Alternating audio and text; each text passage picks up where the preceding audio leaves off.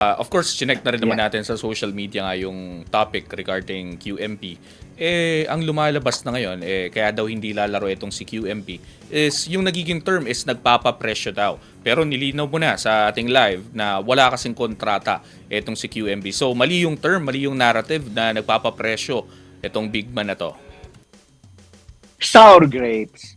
What I'm saying is, you are entitled to a person, a player. Si Mikey Williams, nagpapapresyo ba when he says I want to pay this certain amount of money? Yung mga players ng Ginebra, sina Scottie Thompson, nagpapapresyo ba 'yon?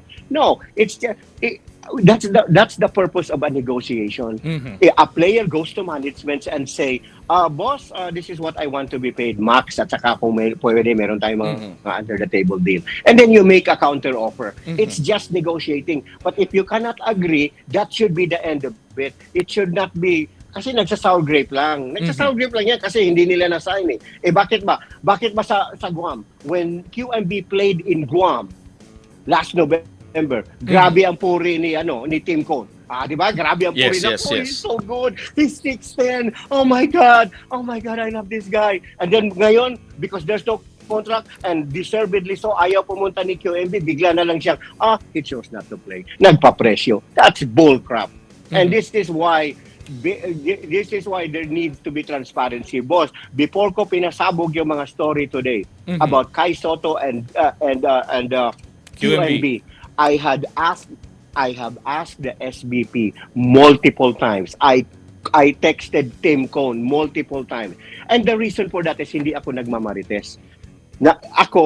I'm doing my due diligence because it's my job to find out. Kasi ang mga tao, boss, mga kababayan natin, manonood ng Gilas Australia, Gilas New Zealand, babayad sila ng mahal na ticket, perang pinag-ipunan, perang pinaghirapan. They have the right to know whether should I buy a ticket kung wala ang mga best player doon. Yes. Ikaw, boss, you love basketball.